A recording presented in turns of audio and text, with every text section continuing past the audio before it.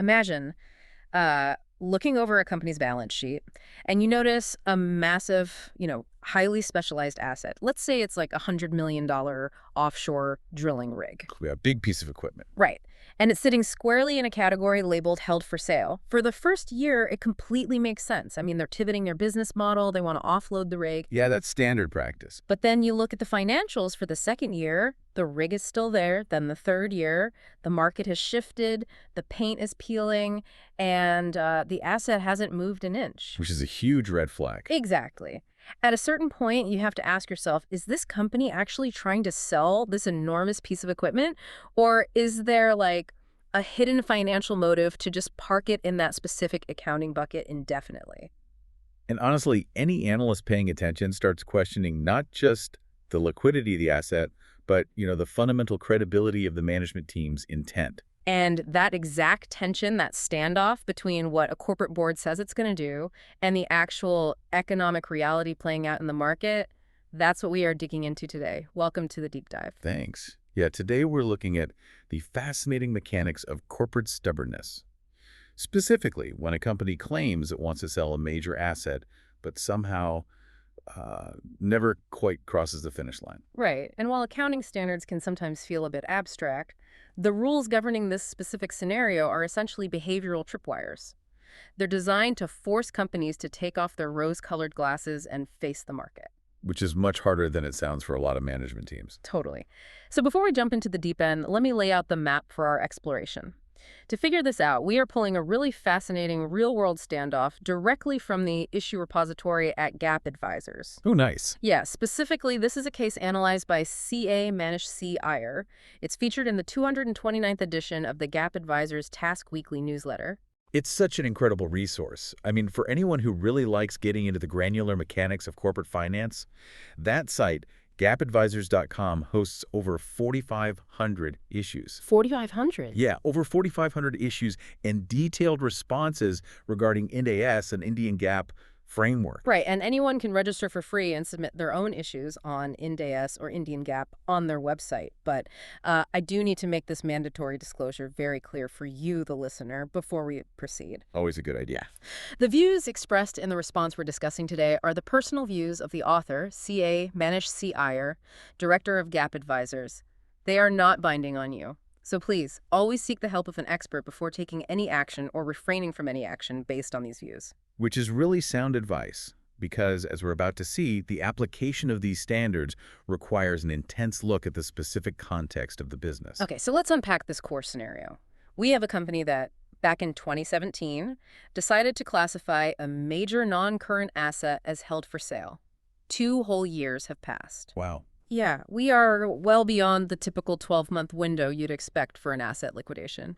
Yet the company is fighting tooth and nail to keep it in this category. And what's their defense? Well, their primary defense is pointing to their internal paperwork. They say, look, we have a firm intention to sell. It's right here in the minutes of our board of directors meetings. It's in the annual general meeting minutes. Right, so they're attempting to use internal governance documents as a shield against external market realities. Exactly. But to understand why standard setters don't just, take management's word for it, we have to look at the golden rule here. That's NDAS 105, which governs non-current assets held for sale and discontinued operations. Let's talk about the underlying financial motive first, though, because this is where it gets really interesting to me. Why is the company fighting so hard to keep this asset classified as held for sale? If it's just a matter of labeling, who cares? Well, But there's a massive financial incentive at play here, isn't there? oh, a huge one. The moment a company successfully classifies an asset as held for sale under NDS 105, depreciation ceases. You completely stop recording that depreciation expense on your income statement. Oh, wow. So if we're talking about $100 million piece of machinery, the depreciation expense on that could be millions of dollars a quarter. Easily. By moving it to held for sale, the company essentially gets a depreciation holiday. Their earnings instantly look better, their profit margins widen. Precisely. It is a very tempting lever for earnings management. And if you're a standard setter, you know that companies have a strong financial incentive to just park unwanted assets in this category and leave them there. Right, artificially inflating their bottom line while the asset itself quietly loses value out in the real world. Which is exactly why IND AS 105 can't just be a gentle suggestion. So what are the actual hurdles a company has to clear to justify stopping that depreciation? Well, paragraphs 6 and 7 of IND AS 105 really drop the hammer here. Paragraph 6 states, the asset's carrying amount must be recovered principally through a sale transaction, not through continuing use. Okay, that makes sense. But paragraph 7 is the real hurdle. The asset must be available for immediate sale in its present condition. Immediate sale. Meaning you can't say, oh, we'll put it on the market as soon as we finish this 6-month software upgrade. Or we'll sell it once the macroeconomic environment improves. No contingencies allowed. Wow. Yeah, it must be subject only to usual and customary terms.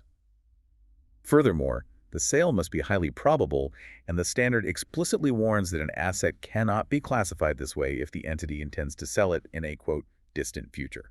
And highly probable almost universally translates to a strict 12-month timeline, right? Exactly. So if the standard demands a 12-month timeline, and the company in our Gap Advisors case study is sitting at year 2, how on earth are they justifying this to their auditors? Well, they're leaning entirely on the "we tried" defense. They argue that the market has simply dried up. They couldn't find a buyer, and therefore, this is a circumstance beyond their control. You know, on the surface, I can see how a layperson might find that argument reasonable. Yeah.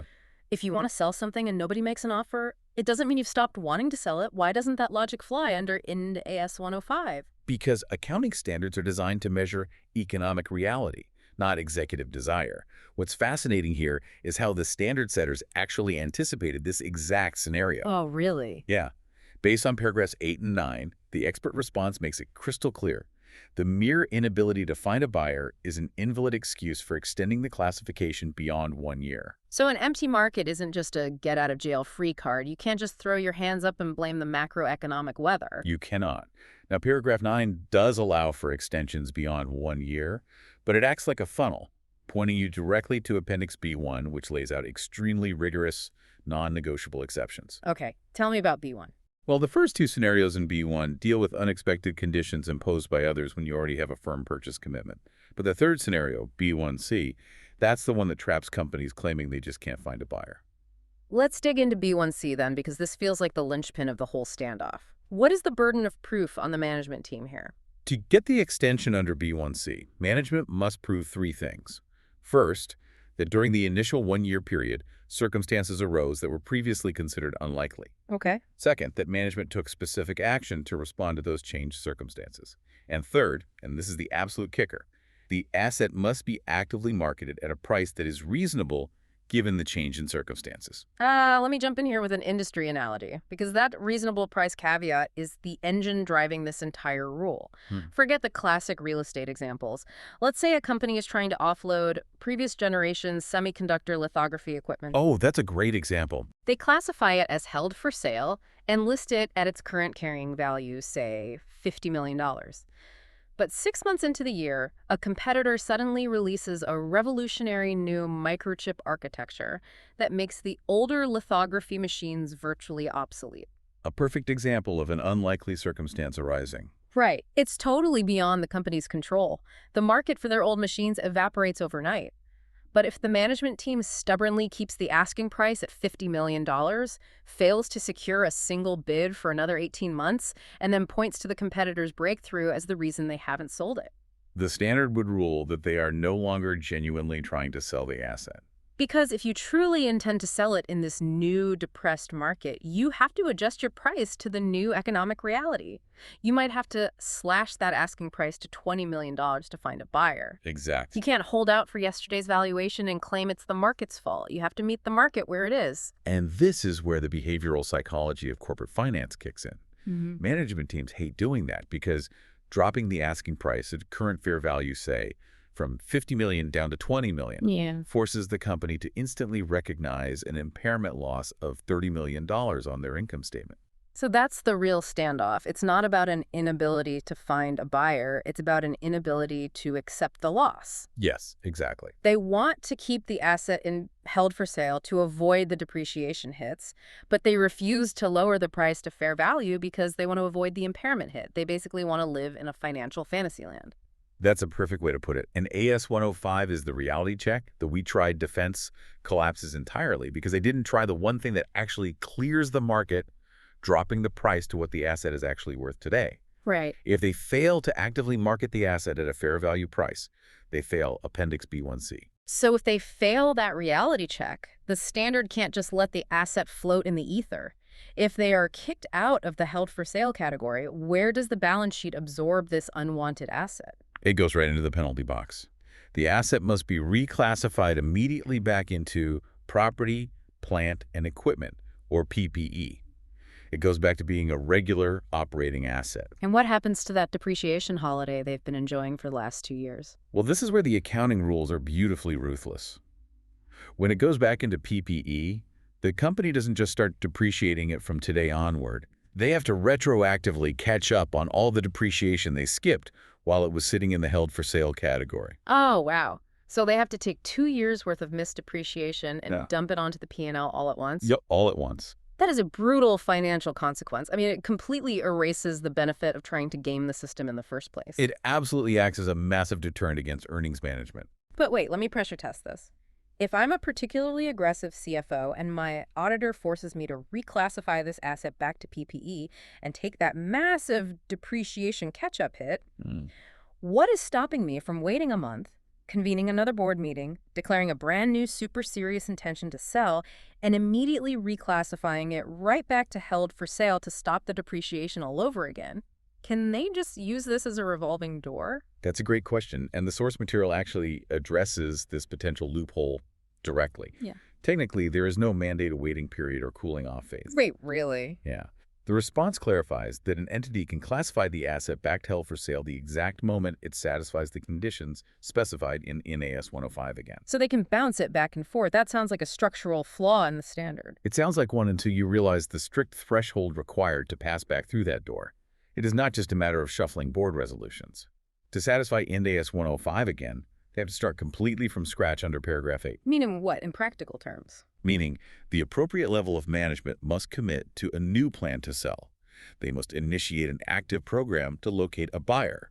The sale must be expected to complete within 1 year from this new date of classification. Okay. And the absolute most critical requirement, they must actively market it at a price that is reasonable in relation to its current fair value. I see the trap. The act of pushing it back into held for sale forces them to publicly acknowledge the current depressed fair value. Who's got it? The revolving door is shut because the price of admission is the truth. They can't reuse their old $50 million plan. To get back into the category, they must market it at the new $20 million reality. Ah, so re-entering held for sale means finally taking that impairment hit they were running from in the first place. Precisely. That is incredibly elegant. It forces management to stop pretending. You either commit to a realistic market price sale or you keep it in PPE and deal with the ongoing depreciation drag. Either way, the financial statements reflect economic reality.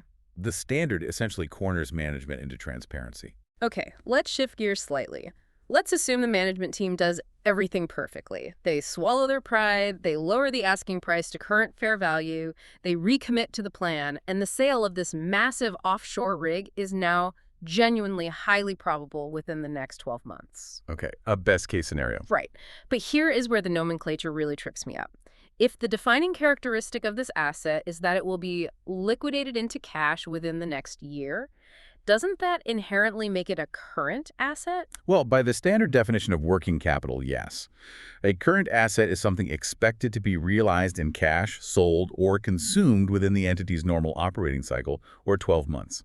So why do we still call it a non-current asset held for sale? If it's turning into cash in 6 months, leaving non-current in the name feels like an oxymoron. It feels like an accounting typo. It really does seem contradictory. But the expert response points us to paragraph 3 of IND AS-105 to explain this paradox. And it's actually a vital piece of communication for the financial markets. Make that logic work for me, because right now it sounds like trying to have it both ways. Okay, so according to paragraph 3, once the asset meets all the strict criteria, its physical placement on the balance sheet does move. It is presented under current assets. Right. However, the standard mandates that the text string, the terminology itself, retains the phrase non-current asset held for sale. So it lives upstairs with the current assets, But it refuses to take off its non-current name tag. Why the stubbornness? It's entirely about financial friction and how the market reads a balance sheet. Think about how investors, or even algorithmic stock screeners, evaluate a company's health. They rely heavily on liquidity metrics, like the current ratio, which compares current assets to current liabilities. Right. If you have a high current ratio, the market assumes your business is highly liquid. You have plenty of cash, receivables, and fast-moving inventory to cover your short-term bets. Now, imagine a company drops a $100 million offshore drilling rig into their current assets and just labels it inventory for sale. Oh, I see where this is going. An algorithmic screener would scrape that data, see a massive spike in current assets, and completely misinterpret the health of the company. Exactly. The algorithm would think, wow, this company's core operations are booming. They are flush with cash equivalents or highly liquid operating inventory. And that would catastrophically distort the company's operational profile. I mean, an offshore rig doesn't magically transform into normal revenue-generating inventory just because management plans to offload it. The fundamental nature of the asset remains structural, long-term, and non-current. It's a one-off liquidation, not a sustainable spike in regular sales flow. Precisely. By forcing the company to keep the words non-current right there in the line item, NDS 105 is sending a flare-up to financial analysts. That makes total sense. Yeah, it tells the reader, yes, this asset is highly liquid and turning into cash soon, which is why we moved it to the current section. But make no mistake, you need to carve this out of your working capital calculations. This is a structural asset being sold off, not operational strength. That is brilliant. The physical placement on the balance sheet tells you when the cash is coming, but the naming convention tells you where the cash is coming from. It completely prevents investors from being misled about the company's true operational liquidity. It really is form and function working together to preserve the purity of the financial data. So what does this all mean when we take a step back from the paragraphs and the appendixes? To me, this entire deep dive isn't just about the dry mechanics of where numbers sit on a spreadsheet. It is fundamentally about accountability. In what way? Well, it's about how accounting rules serve as the ultimate neutral arbiter. We started with a company trying to indefinitely hide a depreciating, likely overpriced asset in a special category, using a quiet market as their primary excuse. Right. But the rule stepped in and essentially said, your internal intent is meaningless if your external actions don't match the market. And AS 105 prevents management from using the balance sheet as a hiding place to avoid taking a public loss. It strips away the excuses and forces them to either mark the asset down to its true economic value or put it back to work.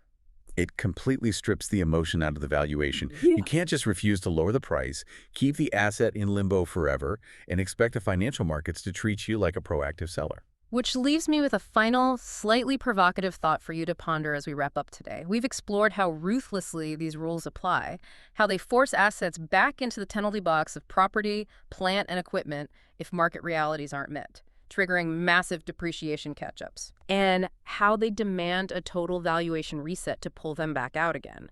But imagine a scenario where macroeconomic conditions are wildly, unpredictably volatile. If these strict accounting rules force a company to constantly bounce a massive illiquid asset back and forth between PPE and held for sale quarter after quarter, adjusting fair value and catching up on depreciation each time, does the resulting balance sheet actually reflect a clear, stable economic reality for investors? That's a great point. Or does it just perfectly capture the chaotic, reactive psychology of a management team desperately trying to catch a falling knife? That is a very unsettling but highly necessary question for any serious investor to ask. Something to keep in mind the next time you see a major asset bouncing around a company's financials. Thank you for joining us on this deep dive into the 229th edition of the Gap Advisors Task Weekly newsletter. Keep questioning the intent, look beyond the nomenclature, and keep searching for the hidden stories behind the numbers. Until next time.